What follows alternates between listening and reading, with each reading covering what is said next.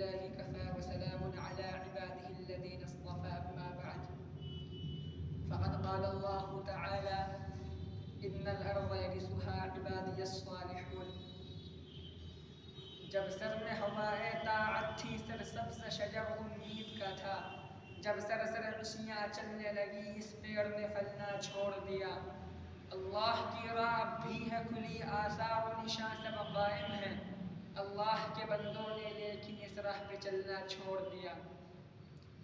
صدر انجمن و مشفق و معزز اساتذہ کرام، گلشن علم کے مہکتے پھولوں، آج بزم فخریہ کے مسابقہ خطابت میں میرا موضوع مسلمانوں کے تابناک ماضی اور موجودہ مسلمانوں کے خراب حالات ہے.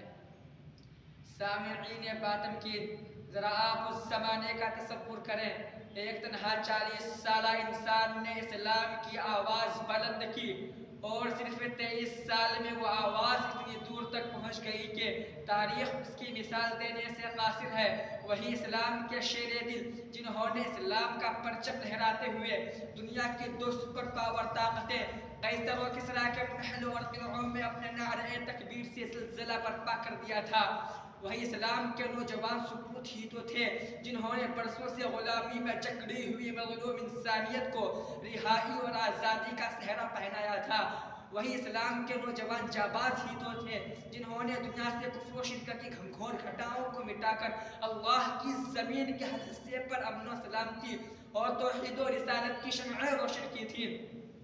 مسلمانوں کا ایک نوجوان وہ بھی تھا جنہوں نے اسلامی تعلیمات، اسلامی حکومتیں اور سلطنتوں کو اس قدر وسعت دی تھی جس کا اندازہ اس بات سے لگایا جا سکتا ہے کہ ایک مرتبہ ایک اسلامی کمانڈر، ایک نوجوان مجاہد عقبہ بن نافع اسلام کا پرچم لہراتے ہوئے دنیا کے اس کنارے پر پہنچ جاتے ہیں جس کے بعد اپنی زمین نہیں تھی. اپنے گھوڑے سمندر میں اتار کر اللہ رب العزت سے مخاطب ہو کر کہتا ہے، اے پروردگار عالم، اگر اس زمین کے بعد بھی اگر کوئی زمین ہوتی تو میں وہاں بھی جا کر تیرے اسلام کے جھنڈے لہراتا. دشت تو دشت ہے دریا بھی نہ چھوڑے ہم نے، دشت تو دشت ہے دریا بھی نہ چھوڑے ہم نے، بحر ظلمات میں دوڑا دیے گھوڑے ہم نے. اے امت غیور مسلمانوں، ماضی کے مسلمانوں کے عروج کا سبب یہ تھا کہ ان کے ہاتھوں میں قرآن جیسی مقدس کتاب نظر آتی تھی اور موجودہ مسلمانوں کے زوال کی وجہ یہ ہے کہ ان کے ہاتھوں میں بے حیائی اور گندی فلمیں بھری ہوئی موبائلیں نظر آتی ہیں.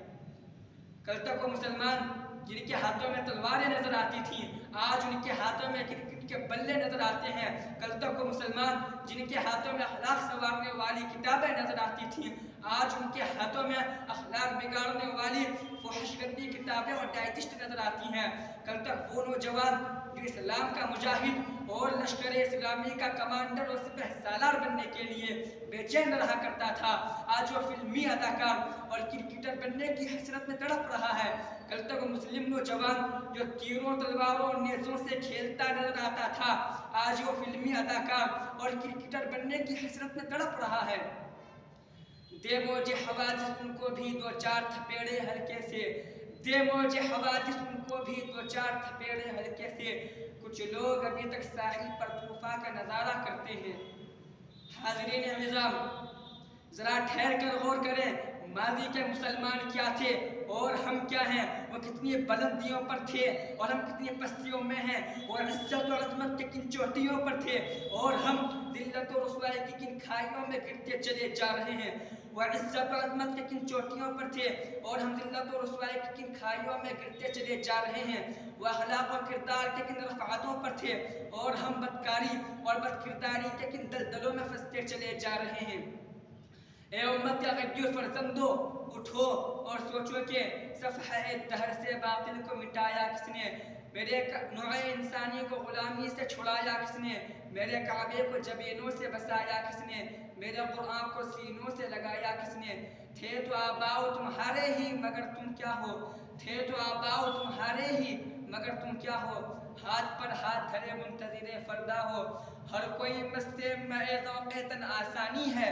تم مسلمان ہو یا انداز مسلمانی ہے، حیدری فقر ہے نہ دولت عثمانی ہے. تم کو اسلاف سے کیا نسبت روحانی ہے؟ وہ معزز تھے زمانے میں مسلمان ہو کر اور تم خار ہوئے تاریخ قرآن